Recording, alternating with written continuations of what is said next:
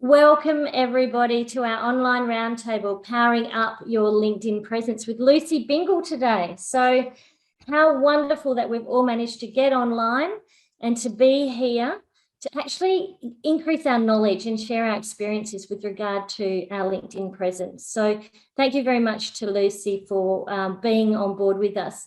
But before we actually start, I'd like to introduce myself. I'm Lynn Hawkins. I'm the National Director of Business Women Australia. And for those of you who are interested in being involved with Business Women Australia, I would love to hear from you. I'd love to hear your ideas. We're very much an organisation that co-creates everything that we do. So always open to ideas and questions and initiatives and partnerships, new members that want to join. We'd love to hear from you. So reach out to me, Lynn at businesswomenaustralia.com.au. I'd like to acknowledge the country in which most of us are actually meeting today. I'm actually on the country of the Whadjuk people of the Noongar Nation. And we acknowledge that we are meeting on sacred and sovereign Indigenous lands for those of us on this beautiful continent, and that we've lived and that these Indigenous people have lived, danced and celebrated on this land for over 120,000 continuous years. We pay our respects to all Indigenous elders, past, present and emerging, and we celebrate our Indigenous sisters in business. For those of you who are new to Business Women Australia or haven't met us before, we're a place where we really are very focused on making sure that everyone is feeling valued and can contribute to what we believe is the greater good. We're a new way of doing a collaborative community, and all our focus is on women in business. They might be executives working in a business as employees, they might be on boards, they might be running their own business. So any woman pretty much in Australia who's in a business is a part of our community, whether they're members or not. We achieve that vision by helping each other achieve our goals and dreams. We're building this amazing this national network across states, across borders. And what that does is it really improves the opportunity for us to be seen as leaders and to improve our visibility. And obviously LinkedIn presence is a really big part of that. So I'm so excited to have so many of you on this webinar today on our roundtable. So again, there we are. Professionals, consultants are welcome, coaches, leaders, emerging leaders. We have also in our collective, we have quite a few business students that pop into our events and often reach out to us for assistance with their research. And that's really great to have that connection with the different business schools and the different women who are interested in the entrepreneurial aspects of their professions as well. I mean, to be honest, anyone who's working is really a business person. You know, we're all in an economic trade, even in education and in health. So we do focus on these 5 areas of leadership and development around the sort of really being the best that we can at wherever we're at in business and our careers. So leadership, business improvement, personal growth, and we focus on the areas of influence and profile building, and a lot of that is around today's topic, and of course connections. We have spent a lot of time when we first set up Business Women Australia, being a female-owned collective and collaborative and female-designed and female-managed. We spent a lot of time on our shared values and, you know, what it is that we wanted to stand for and how we would make each other accountable in terms of the way we behave. So inclusion and diversity obviously is a big one for us. Courage to be able to step up and, you know, fail quickly as I do, and the honesty to be able to be authentic in what we do and how we are and how we feel. Collaboration is central to our values, being open-minded, and that really comes with that courage background, you know, being open to ideas and open to change, being okay to experiment. It's a very much an experimental brand. Every year our program looks different because we're experimenting all the time. Our premium members work with us around what it is that they want to be sharing in terms of their knowledge and expertise. And that really then defines what it is that we're going to do each year. Because our premium level members are very heavily connected with the female market and what is needed, and what, you know, we're all got this shared value around really trying to help women in business. So it's a really great evolving collective. One of the most powerful benefits of being a part of this membership, and to be a part of this community, you don't have to be a paid member. You can just be subscribing to our e-news. And we see you as a part of our community. But the friendships and the connections that occur, I think, are one of the greatest benefits. I have been held by these women during some really tough times in my life. Over the last few years, I've had some really, as all of us, have had some challenging things going on. And the friendships that I've had have been amazing through this group. And of course, knowledge sharing, learning is a big part of it through our masterminds and our roundtables, our workshops, our in-person events when we can have them and where we can have them, and of course our online events, which we offer for free for anyone who's a member or anyone considering membership. And you can be considering membership as long as you want. We are not going to hassle you out if you can't afford it. We don't want you to feel you can't come on to these online events. Of course you can. But of course, we love it when people are in a position to be able to be a financial member, because it costs money to run these events. I think we're down to our last 15 grand in the bank at the moment. So we're looking for some more sponsors to be able to keep hosting and paying, because we pay our contractors to help us put all these up. None of our shareholders and owners take any finance out of this business, because it's our sort of social enterprise. We want to be able to bring our expertise and make this happen. So it is really a social enterprise in terms of the way it's set up.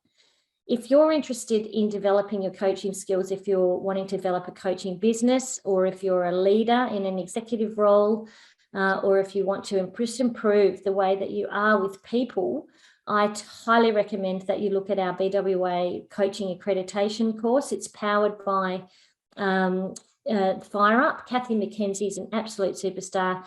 She's got a very successful ICF accredited coaching course, and ICF is the International Coaching Federation. It's the pinnacle of really the coaching, global coaching, and really has graduates who are the best coaches. You know, there's a lot of hours of coaching before you can become accredited.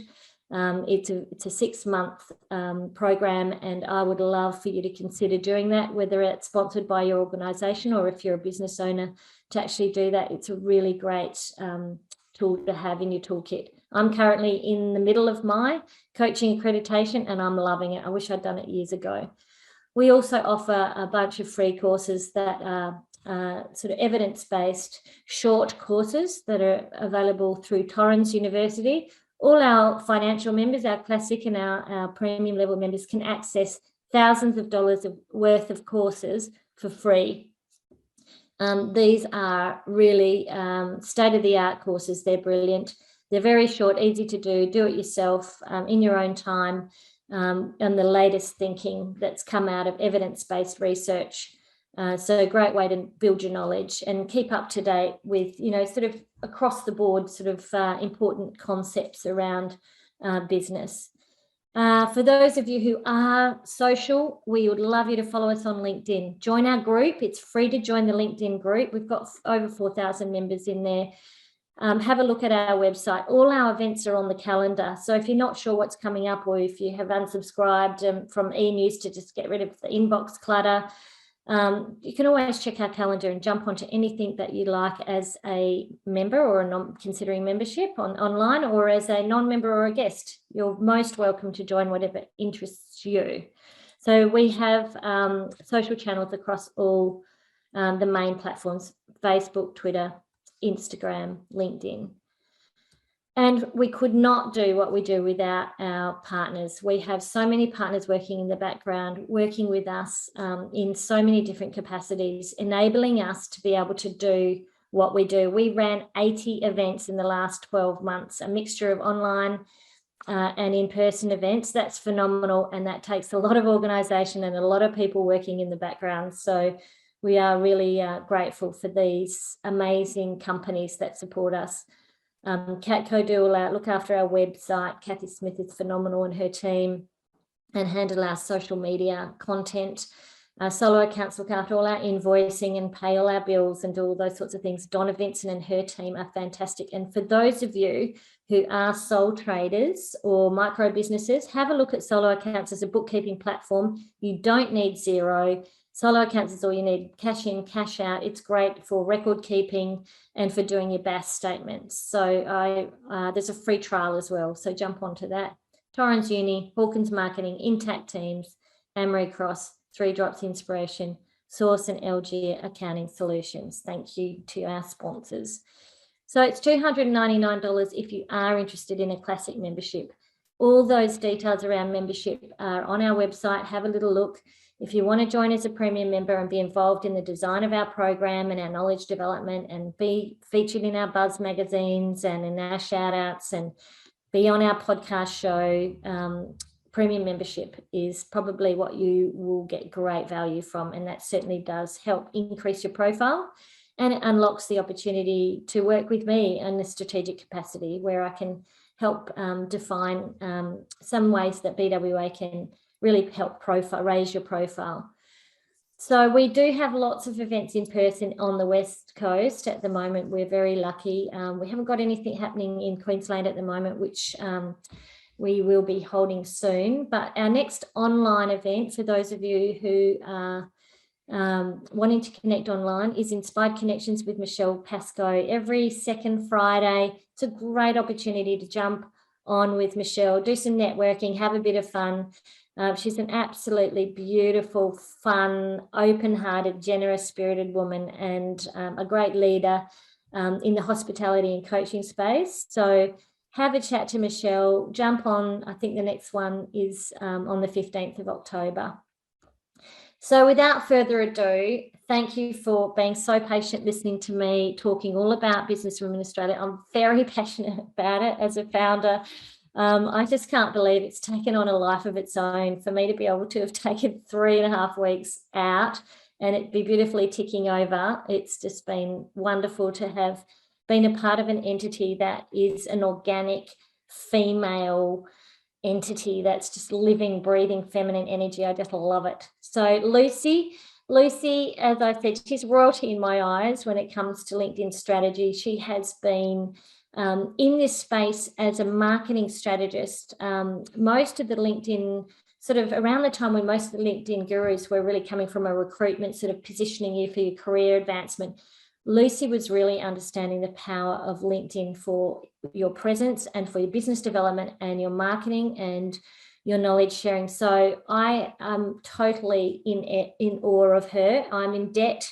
She has been a presenter. She's our favourite LinkedIn strategist. She's presented in person in Sydney a few times. She's been on our various webinars, and we've got her today. She's the CEO of LucyBingle.com. She's a founder of LinkedIn Induction. She's got a wonderful team, and I'm going to finish here and hand over to you, Lucy. So welcome. Thank you so much. Thanks everyone for taking the time to join me today. So what I'm going to do, I'm going to move quite fast. I'm now going to share my screen, and just bear with me while I do that.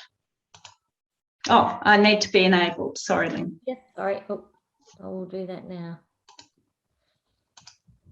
Okay, perfect.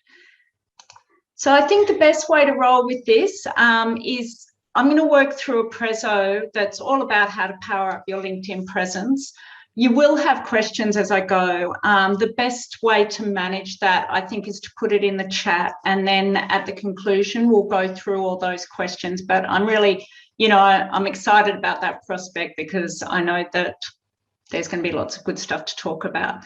So thanks, Lynn, for the intro. That was very kind. I won't go on too much. She's absolutely right. I have got Australia's leading LinkedIn agency. I'm the CEO and founder of that, as well as LinkedIn Induction, which is our online LinkedIn training program for businesses and large corporates to roll out to their people. So I have a team of account managers, researchers, and content creators, and we work with businesses of all shapes and sizes. Our sweet spot's probably SMEs and large corporates.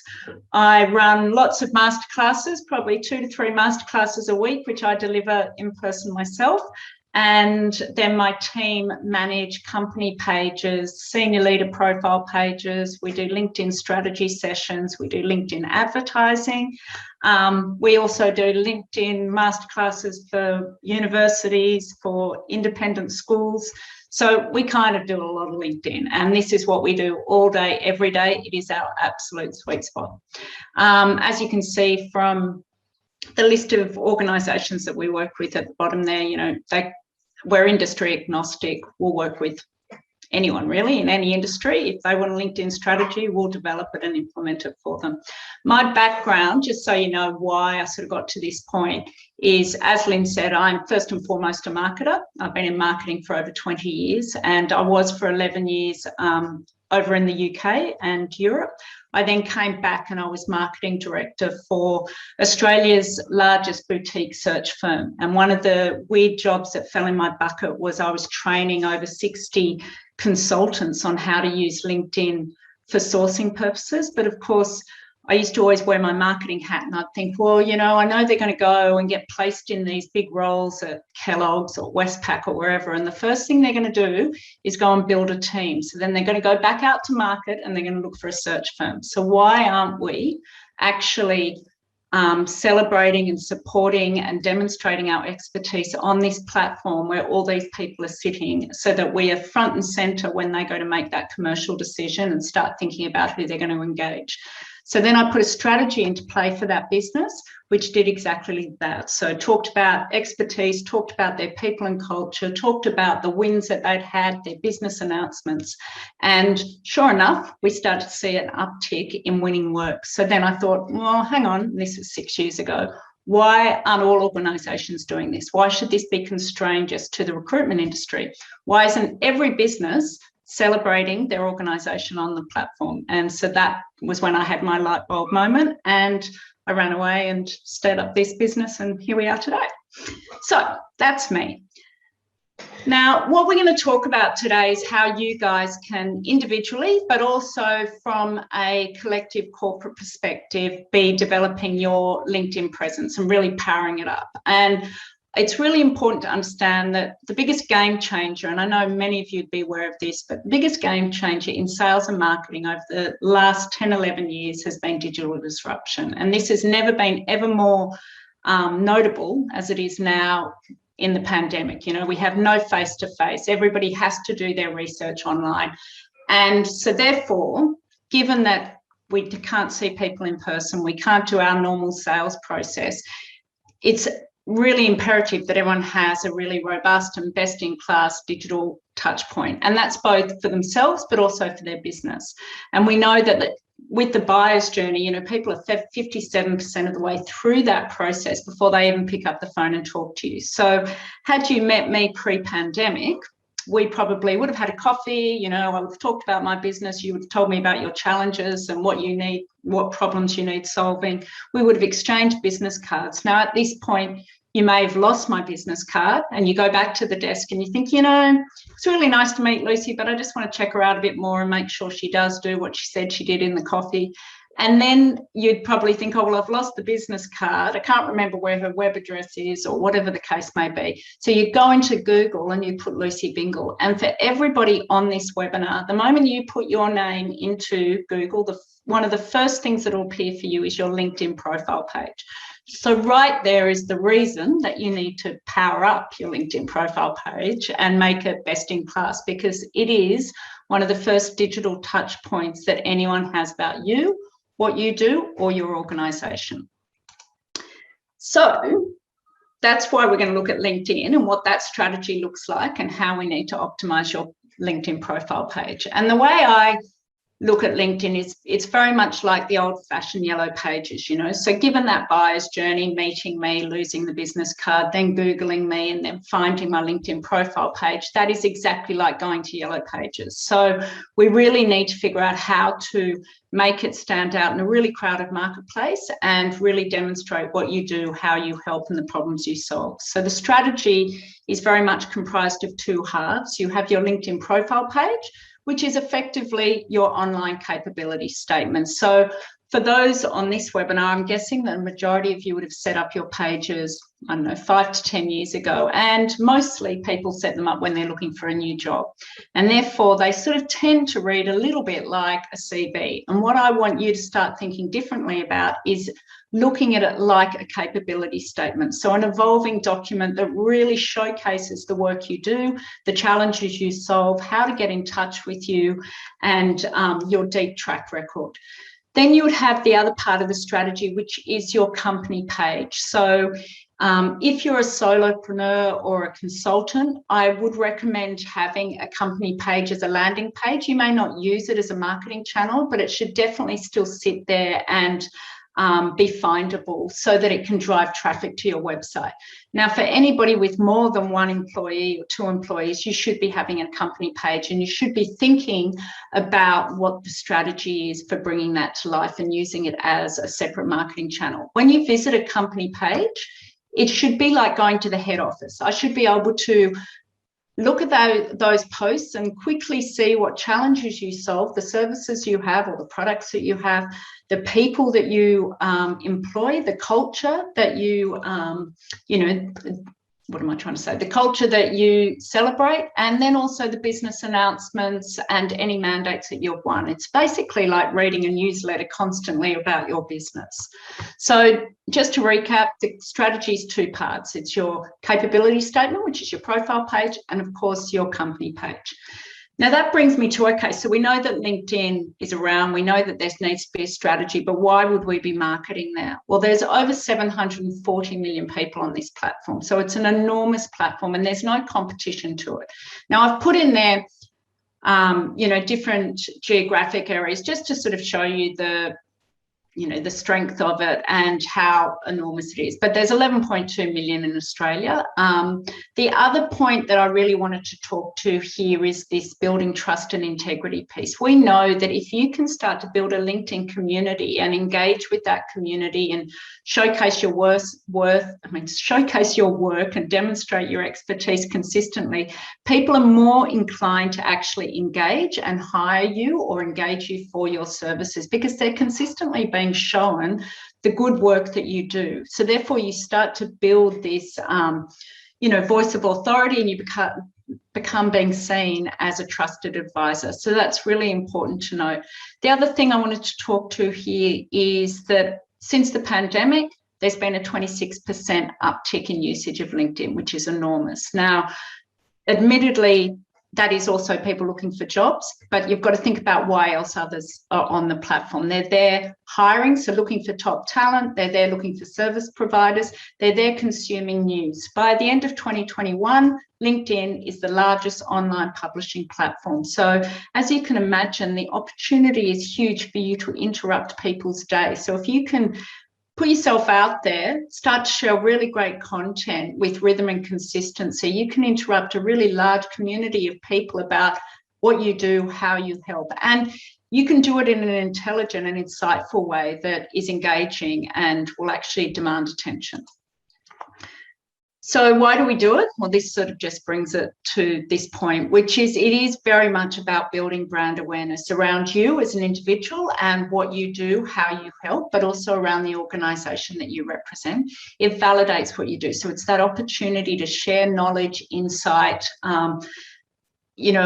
in terms of your expertise and your skill set. It demonstrates the problems that you solve. So you can actually share those articles, those videos, those white papers, those case studies, so that people can really cement in their own mind that you are expert. It also allows you to nurture relationships within your LinkedIn community. So you can start to, and given that we can't do much face-to-face networking at the moment, it's that ability to find your target audience, connect with that target audience, and really then develop those relationships online, which also then gives you the opportunity to reach out to these people, to have an offline relationship, which is so important.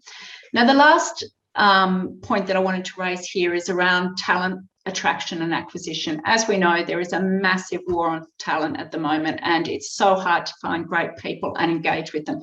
And with the borders closed, it's even harder than it's ever been because we have no international people coming in. So therefore, the opportunity for organisations to really demonstrate their people and culture. And I think this is a massive missed opportunity at the moment in Australia, because LinkedIn marketing is still regarded as a new way to go to market. So what I'm really trying to impress upon all businesses, small and large, is that if you want to get top talent, you need to be really shouting from the rooftops about how great it is to work with you. You know, you need to be demonstrating the work that you're doing in those case studies, but also the culture and values of the business, because that is what attracts people to an organisation and wants them to actually come and work for you. So LinkedIn marketing, all about reaching that right audience, engaging with that audience, and then motivating them to take action. Now, you'll hear me say 3 words often, and I'm sure Lynn's heard this so many times, but optimize, personalize, and socialize. So you need to optimize your LinkedIn profile pages. And what I mean by that is you need to turbocharge it and make it best in class. And what I've got here is just a short little laundry list, but then I'm going to actually jump over to LinkedIn and look at my profile page. But what I want to see on everybody's profile pages is decent professional headshots, okay? So even if you've got somebody in the family that's great at taking photos on an iPhone, I don't care who does it, but I want to see a nice image of you, head and shoulders, looking down the barrel of the camera in a really approachable and friendly manner. I then want to see a really great high-res background image, okay? So remembering this is not rocket science. This is all about how you actually bring your page to life and make it more findable and stand out in a really crowded marketplace. There's 740 million people there. So how do you make your page look different and attract attention? Then I want you to look at your descriptive headline. So LinkedIn defaults to your job title, okay? So if you are a CEO, a marketing manager, a business development manager, you can imagine it's pretty competitive landscape, and you're not going to really stand out with just that string of words. So I want you to niche yourself in your descriptive headline. So think a bit more creatively around the industry you serve or the geolocation that you're in. So put that in your descriptive headline. Now, I'm imagining after this session, the bulk of the work for most of you will be around the summary section, so the About Me section. So in here, I really want you to articulate clearly what you do, how you help, the challenges you solve, and the skills that you bring to the table. And then I want to see a really clear call to action at the end. So do they contact you by email, phone, your website URL? Okay, so chunk it down, because LinkedIn's pretty daggy in that it doesn't have much formatting features. So use capitalization, wingdings, short, sharp, succinct paragraphs. One of the tips I'd also say here is that over 80% of people look at LinkedIn on their mobile phones and on their iPads. So you need to make sure that they can see really quickly what it is that you do, how you help, and the problems you solve. I want you to take advantage of the featured section, which is where you can attach the rich media files. So if you've got video is 6 times more viewed than the written word. So if you've got any video collateral, this is where I want you to have your little showcase pieces around your business or how you help, or little case studies, or even interviews of you talking about the people and culture of your organisation. I want you also to be attaching any articles that have been published or any blog posts that are relevant, other ways to validate, you know, your services and how you help. These are all proof points, okay? So those rich media files are really important because they bring a page to life. And then you work through the rest of the section, so your experience, track record.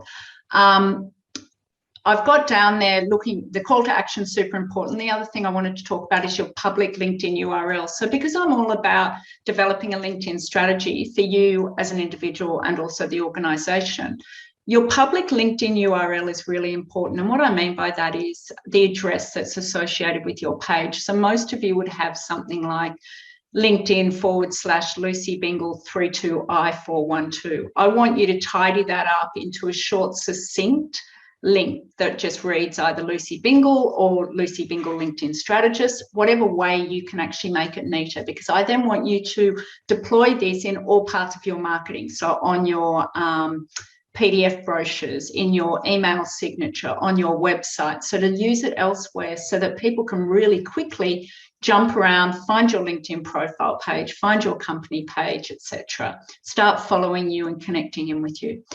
And point 8 is recommendations.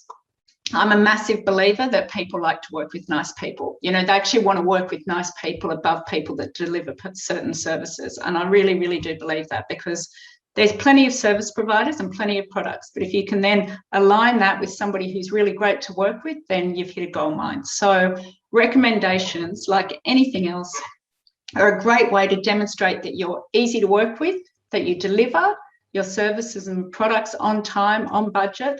So seek out some recommendations from key clients that you've worked with, and that's easy to do. All of you would have a couple of great clients who would be more than happy to provide a recommendation. So what I'm going to do is, once I figure it out, I'm going to jump over to LinkedIn, and then hopefully you can all see my profile page. So I just want to quickly go through what I've talked about there. So I've got a background image that's vibrant, dynamic. You could actually be using landscapes, cityscapes, examples of your products or services.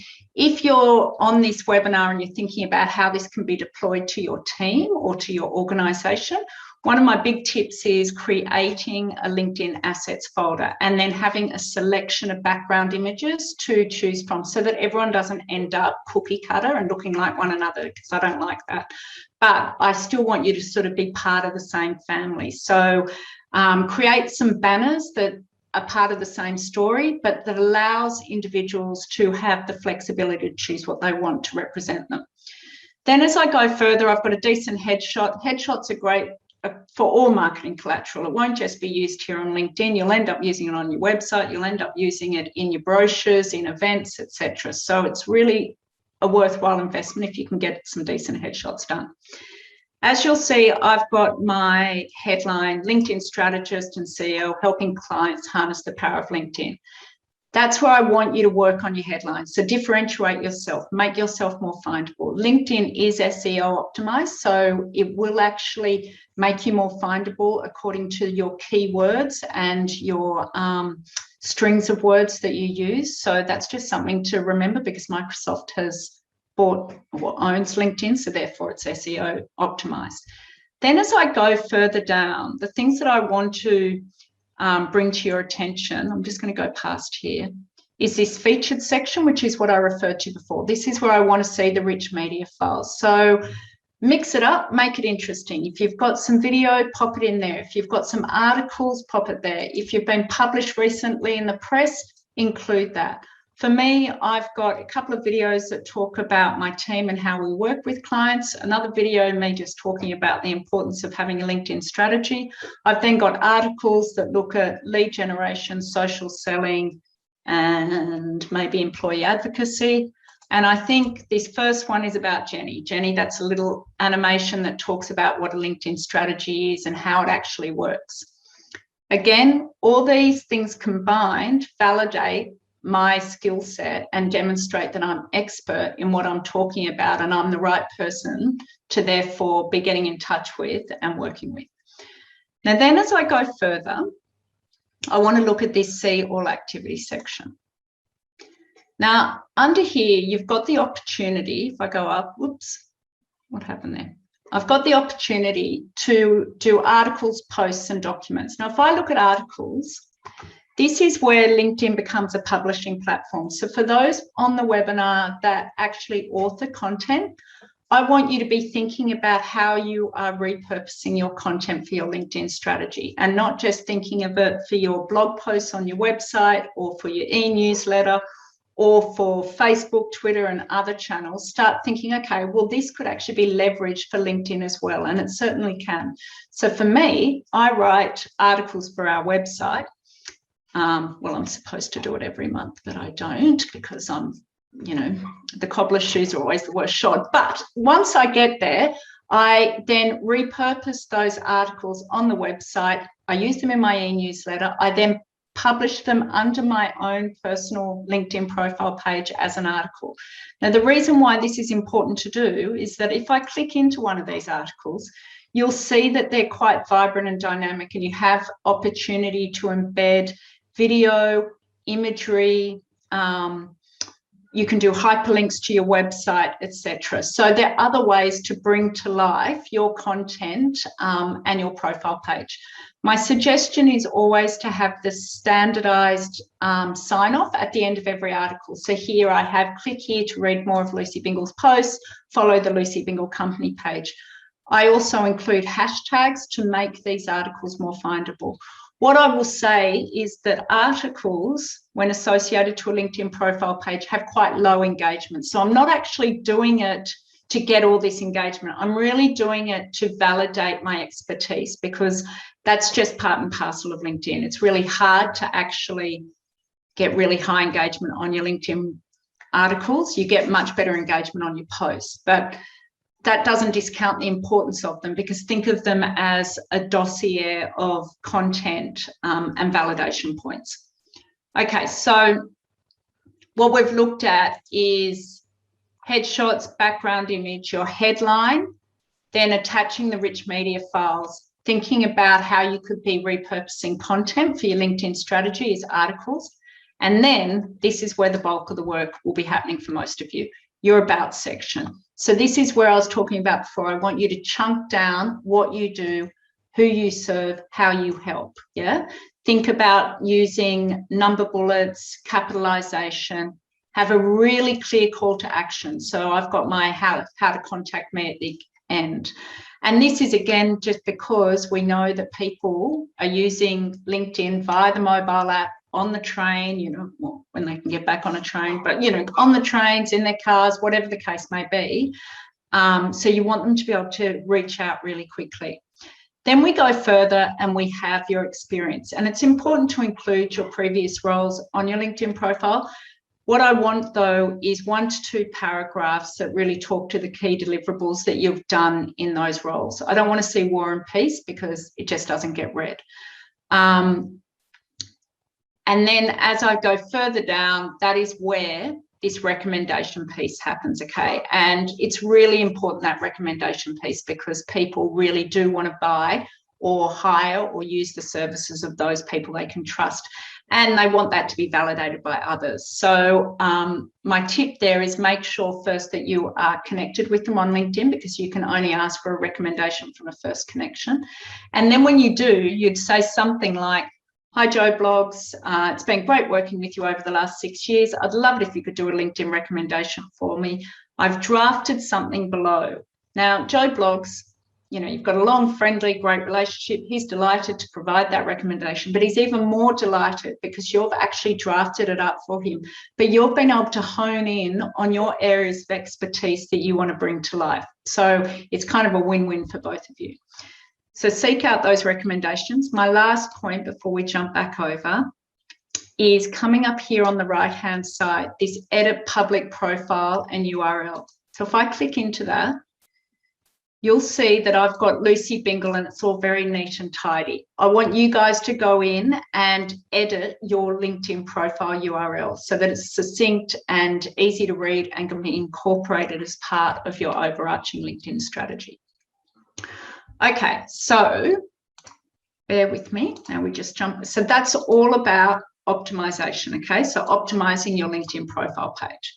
Now, once you've gone away and done that, we need to then work on how do we grow a valuable community of people. So the first thing that you need to do is get yourselves to above 500 if you're under 500, okay? And that's because I don't want to see a low number associated to your profile page. If you want to be seen as industry experts and industry leading, you need to be growing a high quality, relevant group of people. And once you're over 500, the number drops off. So it doesn't say Lucy Bingle 320, it just says 500 plus. So that's why we're trying to get you to above 500. The diagram on the left, that's the easy win. Work through that diagram. Your colleagues, peers, current clients, prospects, industry leaders, and alumni. And then you need to use the LinkedIn search bar to find those other really important people. So it's important that you actually really identify clearly who is your customer avatar, who is your ideal client. Are they CEOs within the financial services sector on the east coast of Australia? Are they business owners within, I don't know, retail and FMCG? So you need to identify who they are, and then you need to search for them. And the beauty of LinkedIn is that it was created as a sourcing platform. So it's got this really robust search functionality, which allows you to zero in on all these great people. But what I want you to do differently to others is, rather than just hitting connect when you find those people, I want you to be sending personalized connection requests. So I'll go back up there. So what that looks like is a short form 300 character message that's saved on your desktop that will say something like, "Dear Jan, I'm a LinkedIn strategist that provides, expert advice on how to implement a strategy for your business and connect you to your target audience through clever thought leadership. I'd love the opportunity to connect with you." Now, I'm not asking Jan for a meeting. I'm not asking for anything else. I'm just educating on why I'd like to connect. And you might even say as the last sentence, "I'd love to share with you insight and knowledge around LinkedIn." Jan's happy to connect in with you. You've called her by name, you've been upfront and personal, you've been really authentic with why you're reaching out. So once you've done that, that's how you'll increase all those connection requests. You might then, if you're going to be a really great LinkedIn user, you would then wait till you had some blue sky in about 10 days' time. You'd go through all those recent connections and you'd say, "Dear Jan, thanks so much for taking the time to connect. I thought I'd take a moment to educate you further on what we do and who we've looked after." Again, you're not asking Jan for a meeting. You're not hitting her up for coffee. You're just educating her. So all of a sudden, Jan's heard from you twice. She now sees you in her feed. You're sharing all this really high value quality content. When she goes to make that commercial decision to actually hire somebody to implement that strategy, she's going to think of you first and foremost. And she probably even thinks she's met you, but she can't actually really remember because it all seems so familiar. So that's why I want you to personalize that connection strategy. I'm very much about having a quality connect, like a lot of LinkedIn experts like a huge, large network and they do a bit of a scattergun approach. I'm not a believer in that, because I don't believe that if you have thousands of connections that you're going to get thousands of opportunities for work. But if you have a really laser focused connection or community, you will get a higher percentage of hit rate for opportunities for work. And I see that happen every day of the week. Okay, so we've done optimize, personalize, and now we're looking at socialize. So it's really important that you put consistency and rhythm into your LinkedIn marketing. So when I work with clients, I tell them from a corporate perspective, I want a company page to be communicating 2 to 3 times a week. From a personal perspective, I want you guys to be spending 30 to 40 minutes 3 times a week on LinkedIn. And I want you to be doing a number of things. I want you to be growing that LinkedIn community, so sending out those personalized connection requests. I want you to be engaging with your company page. There's no point the company page firing off these posts and then nobody in the organization giving those posts any love, especially if it's around events or content or service offering that you guys are expert in. You should be able to, with your eyes closed, comment on those posts, and you should comment on those posts. Everyone has social media fatigue, so liking it doesn't cut it anymore. It is really about finding your voice on the platform. My other tip here is that LinkedIn gives you these emojis to use, yeah? So the default is just to hit like, but if you actually spend a few more seconds, you could choose love, insightful, curious, support, and celebrate. Use those emojis. LinkedIn, the algorithm favors you for using those emojis, because in LinkedIn's eyes, it's saying that you've paused, you've thought about what you're actually responding, and therefore you're being insightful and you're actually genuinely interested in that content. So it will then start to feed up more of that content, but it will also feed your content up to more people. So there's a little tip. So yes, use the emojis. Make sure you use commentary on the posts, especially around your company page. Give some love to your network. You're growing this great LinkedIn community that people have actually bought into, and they've agreed to be, your connection. Show them some love. Support their announcements, their wins. If they're sharing content that you actually know a lot about and you've got deep expertise in, this is your opportunity to shine. So actually sit, pause, and take some time to write something insightful around the content that they're sharing. We've touched on the publishing on LinkedIn. If you're an author, make sure you are using that as part of your LinkedIn strategy. Now, number 5, this will be the hardest one for most of you. Once a week, I want you to post a status update. And what I mean by that is I want you to do a post, basically. So I want you either to be sharing your own brand content if you've authored something or created something, or find a high-quality third-party piece of content. And the reason I want you to do third-party content, and some LinkedIn experts aren't in agreement with this, but this is my stance, is if you share high-quality third-party content, both from a corporate perspective and an individual perspective, it demonstrates that you're outward-facing, that you're across what's going on in industry, and that you've actually got something to say. So you can imagine if there is an AFR article that really does talk to, I don't know, the economy, and you're an economist or whatever, or talks to new banking regulations or whatever the case may be, and that's your area of specialization, talk about that. If you're a marketing guru and there's some article that's been released around new videography techniques or anything like that, talk about that, because that is what demonstrates that you're a cut above everybody else and that you're insightful and that you know what you're talking about. It also gives you the opportunity to tag publications and authors and others and bring them into the conversation, which is a really, really powerful thing to do. So when you find those articles, make sure you do tag authors, that you do tag the publication, and you do include hashtags. The moment that you start using that tagging methodology, those people will get notifications and their egos will get in the way, and they will actually then get involved in the conversation. So all of a sudden, you'll have people commenting on what you've done. And a perfect example for me is yesterday I did a post that talks to, actually, we might jump to that. There you go. It's that post on the left-hand side with my dad, right? So it talks to, I'd listened to this awesome let me start again. I listened to this great interview last week with James Valentine from 702 with this guy called Mark Boulay from Monash University. And they were talking about food wastage and how Oz Harvest has started this initiative. Well, it's not even they've always been around it, but one of the things that they've started is what can people do with their food waste? And it triggered for me lots of memories in my family, because my dad lived overseas in Africa for so long.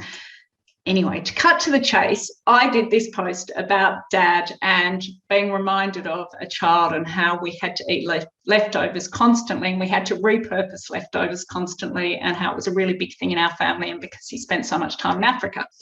Anyway, I'm sure you didn't need to hear that. But I tagged Mark Boulay.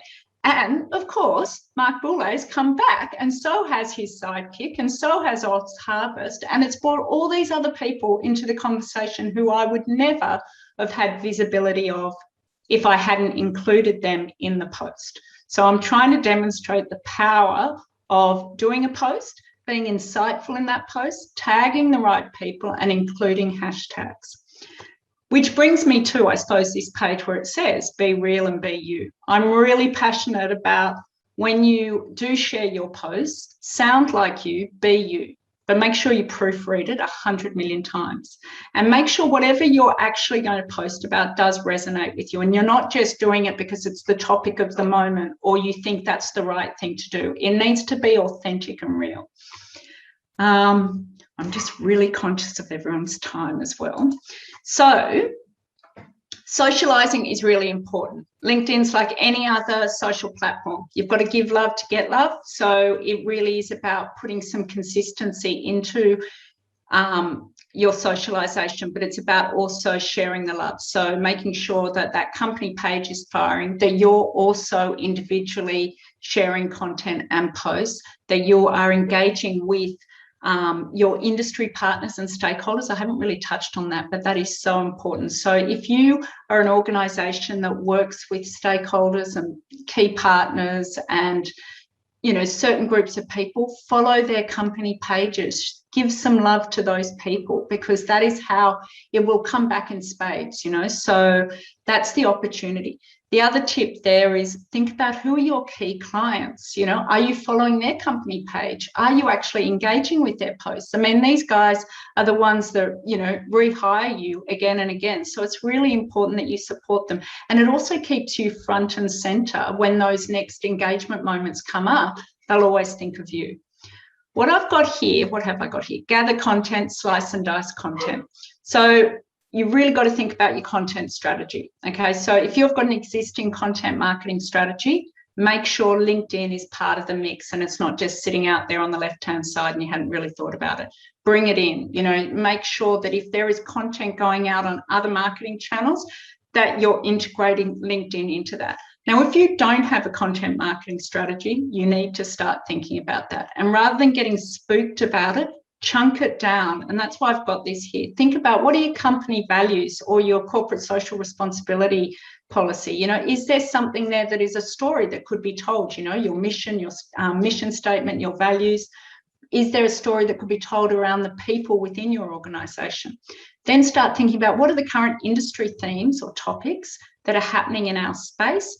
Do we have something to say about that? Is that an opportunity for us to be creating articles or videos or animations? Then start also thinking about, well, who are the key industry leaders in our space? Are we actually following them? Are we engaging with them? Should we be repurposing their content to be getting more eyeballs across, you know, our page and our people? So there's lots you can be doing with your content marketing strategy, but it's important just to review what's existing. And if you haven't got one, start thinking about getting one moving. Yes, and just slicing and dicing. And what I mean by that is if you've got a long form article that you've written, there is no reason why you couldn't look at that long form article and think, okay, we could do a 60-second video as well around that. Actually, we could get a little animation created around that. Actually, you know what? We could create 4 tiles that have key statements out of that. So all of a sudden, that one article is creating many other marketing opportunities. Oh, okay. So this is sort of my final slide. This is the LinkedIn strategy. I'm basically giving it up to you all. So this is what you all need to be doing. You've got to optimize your team's profile pages. So pretty much what I talked about earlier, you know, getting those profiles best in class, standing out, making sure everyone looks like they're part of the same family, but they're still individual, you know, but so, you know, they're really talking to their own personal skill sets and what they do within the organization, but bringing them to life. You need to educate your team on how to do best practice LinkedIn marketing. So what do they need to be doing each week to connect in with the right audience, to engage with the company marketing strategy, to also engage with their clients and with their prospects? What are you doing to leverage that content strategy that exists? And if you don't have one, what should you be doing to get it started? Get active on the company page and your personal pages 3 to 4 times a week, 20 to 30 minutes. That's my expectation. Share high quality third-party content. Tag authors, tag publications, use hashtags. Make sure your posts are findable. And then I recommend once a quarter running, overlaying this with a quarterly sponsored campaign. So if you've got a high quality video, white paper, webinar coming up, really put some spend behind it and get it into your key target audience. So again, go back to who is my customer avatar? Who is my ideal audience? What could we be sharing with them to really get their eyeballs across our organization or across me? And review your analytics. So after this session, write down how many people are you connected today? then I'm going to implement Lucy Bingle's LinkedIn strategy and have a look at in 6 weeks' time how many people you're connected to then. Then start to look at who are those people? Are they people I should be having further conversations with? Let's also look at the post that I did today and see how many eyeballs went across it and what the impression rates, the click-through rates were like. And then in 6 weeks' time, look back at all your posts and start to see where the uptick is or what's resonating with people, what's keeping them engaged. And actually, if there's certain things that are really winning, do more of them. If there are things that really failed and, you know, bummed out, don't worry about that. Don't do those again. What I do know from doing this gig for a long time is that it's most successful when the whole team's on board. So your biggest win is getting your leadership team buy-in. So they need to understand what the LinkedIn strategy is and that it's a really critical piece of the overarching marketing strategy. So your leaders have to get involved. And if they don't have the time or capacity to do it, outsource it to us because we'll do it for them. But that's really key because you've got to lead from the front and it gives the rest of the organisation permission to engage on LinkedIn. Okay, that was my turbocharged, super fast masterclass. Now I'm going to stop share and look at questions. Amazing, Lucy. That was phenomenal. You know, I have heard your presentation a few times, but there's always extra nuggets that you add in. There's always so much more to learn. I really need to be thinking about how, you know, how I can be real. And, you know, I just spend most of my time on LinkedIn just sharing all our events, just promoting and tagging everyone to help me share and spread the word, because our focus is obviously on just trying to let people know that we've got all this great content out there and these amazing experts sharing their knowledge. But, you know, I'm thinking, what about me? What about our organisation? What about our values? So you've really given me a lot to think about. Thanks, Lucy. There's quite a few questions on here. For those of you who do have to leave or you want to get a copy of the recording, in our resources section on the Business Women Australia website in a couple of weeks' time, the recording will be there. So if you want to go back and look at it in your own time and really think about it, you know, and slow it down, you can do that. But I really recommend you all reach out to Lucy and connect with Lucy on LinkedIn. Lucy is, if you look at what she's doing and share and look at all the content that she's got in her articles as well, there's each one of those sections, she does a really deep dive in terms of the sharing of her knowledge and expertise if you really want to do it yourself.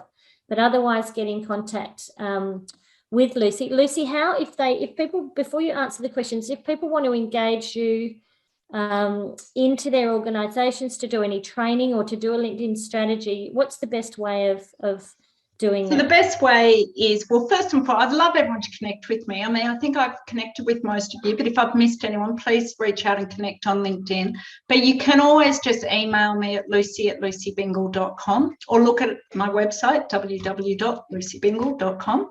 But I'd love to help anyone. So please just, even if you're happy to do a proposal and a quote. I'll do a proposal and a quote and we can just go from there.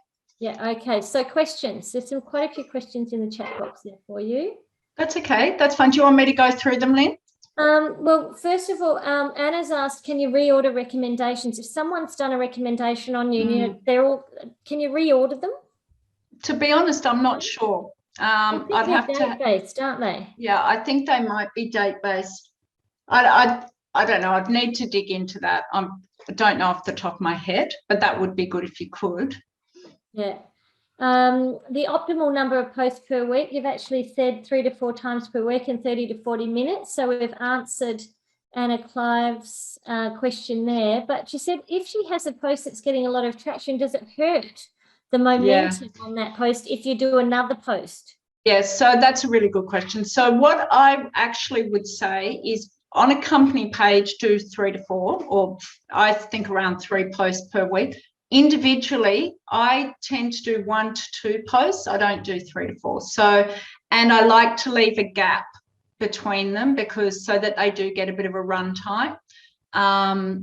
So just to answer that question. So it does, yeah, if you go straight after, you will hurt the momentum of the other one, which is just annoying. So for instance, we always share our blog posts on our company page. We let them run for a week and then I will repost them from my personal page a week or 10 days later.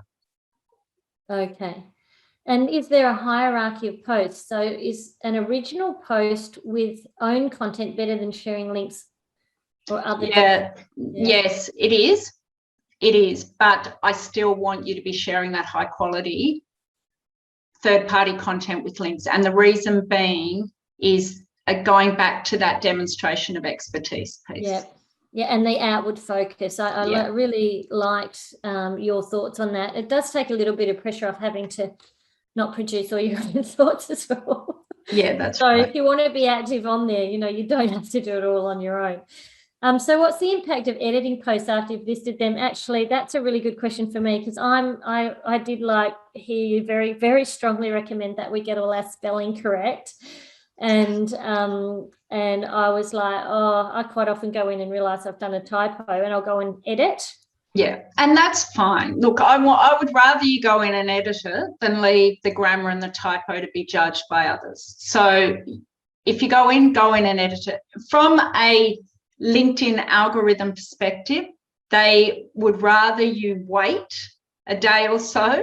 The algorithm changes so much, though. So there are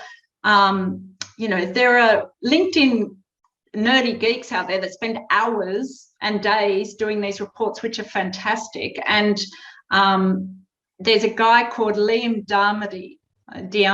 He's an Irish guy based in the US. He's worth following. He does fabulous reports on LinkedIn, but he has found, so he releases these reports once a quarter, and one of them that came out recently said that you shouldn't edit within the first hour of posting.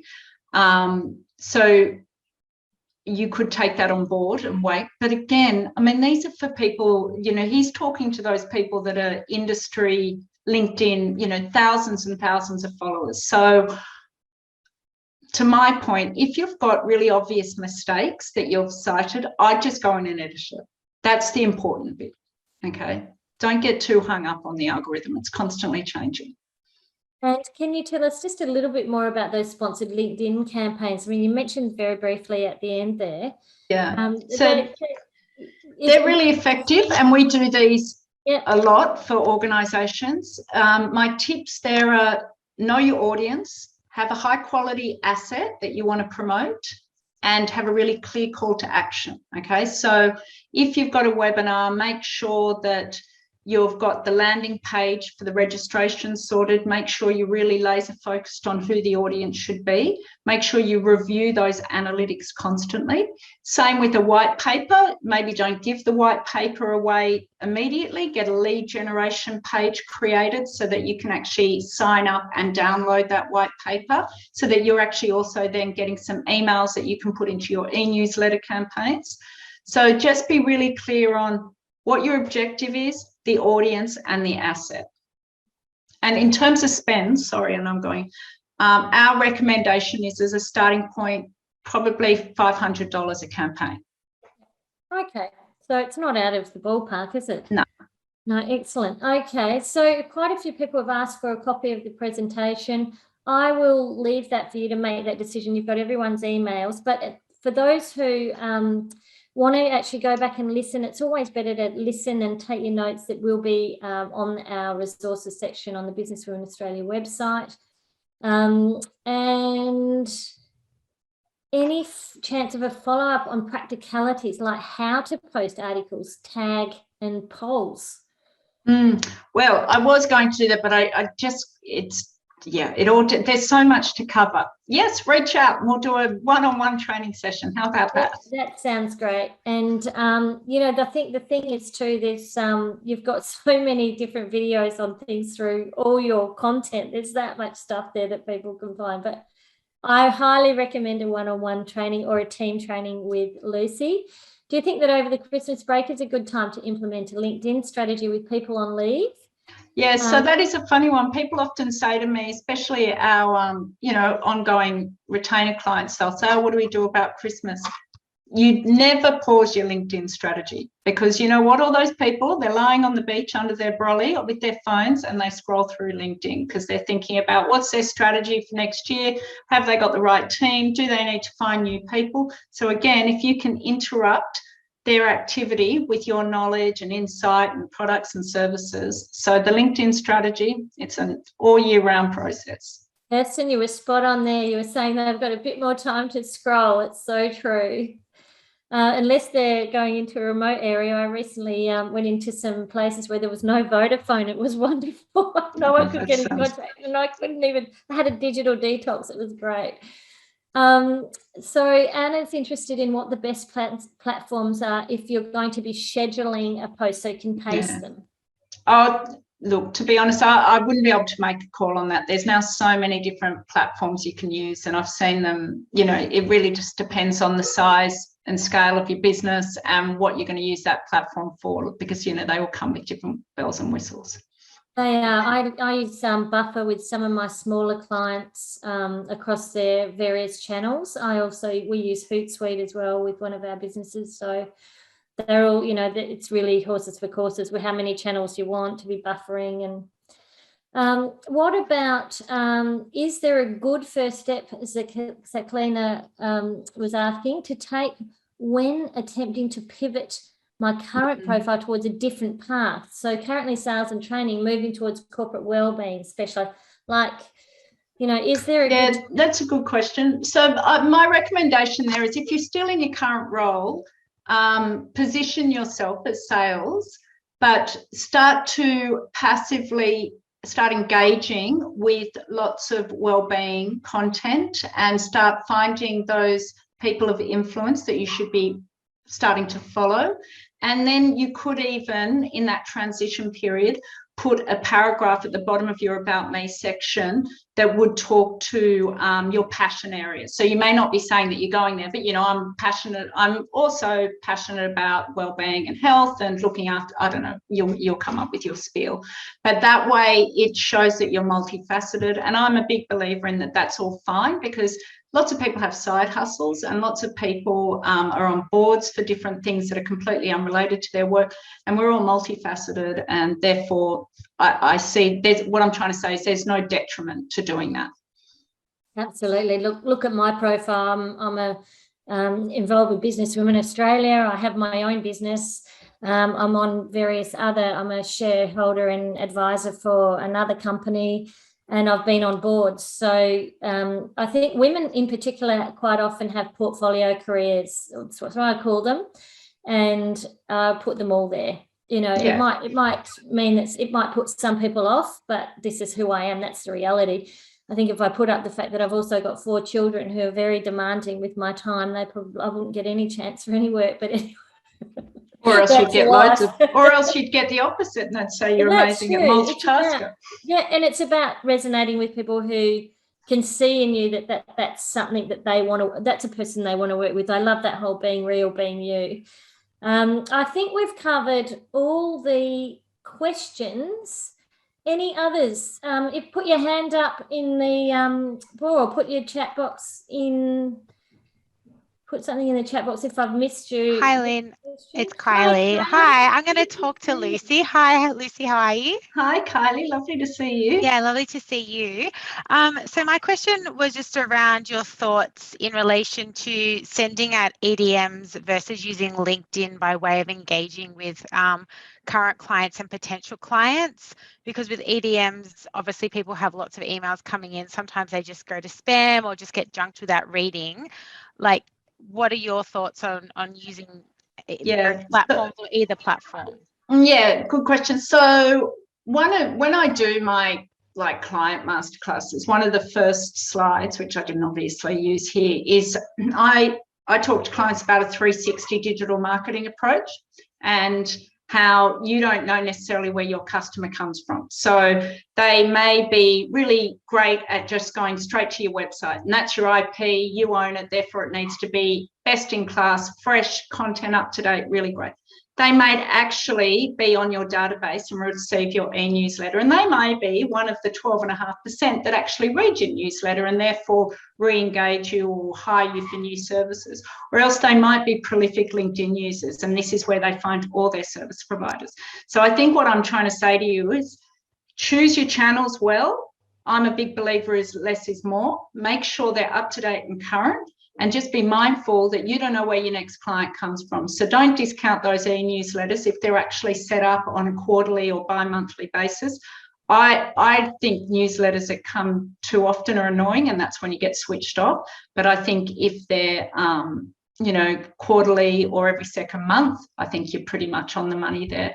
So I wouldn't discount that channel is what I'm trying to say. Great, thank you. And is it appropriate to say or to invite people to register for your e-newsletters via LinkedIn? Like if Absolutely. So what we've just started doing is, so we've committed ourselves to every 2 months getting a LinkedIn Sites newsletter out. And then we will, after it's gone out to the database, the week after, we're going to share that newsletter via our company page.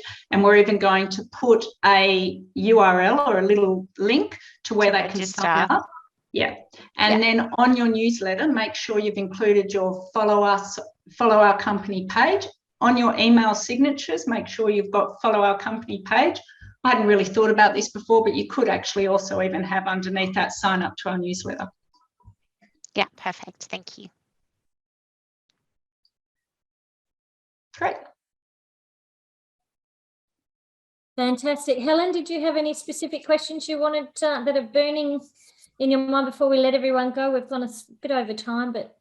No, I'm all good. I'm just new to it, so that's why I posted. It would be helpful to have some tips on really basic stuff. I've got a profile, but I'm not using it as much as I'd like to, because I'm just not particularly social media savvy. I think your best step is to probably go to my blog and just start reading. And there's just, I mean, as Lynn said, there's literally, it's like an encyclopedia of things you could be doing on LinkedIn. And then that way, that'll at least inspire you or not. And then it'll give you the what to do. Yep. Okay. Yep. Good idea. Yep. Brilliant. Okay. Well, thank you very much, Lucy, Bingle. Thank you, everyone who's taken time out to join us and tap into the expertise of this amazing, amazing strategist. Lucy, I'm sure even if we had the opportunity to run a workshop maybe next year, what we might do is get you and your team to run a more of a deeper immersion and ticket that as an immersion event that you guys can promote through BWA, because there's obviously an appetite there. And we'd just like to thank you from the bottom of our hearts for being so generous with your knowledge. You really have been amazing. This is your business. This is your expertise. This is what you get paid to do. So we're really privileged that you've been able to give us so many tips. Thank you. That's okay. Thank you. Thanks, everyone, for joining me. It's lovely to meet you.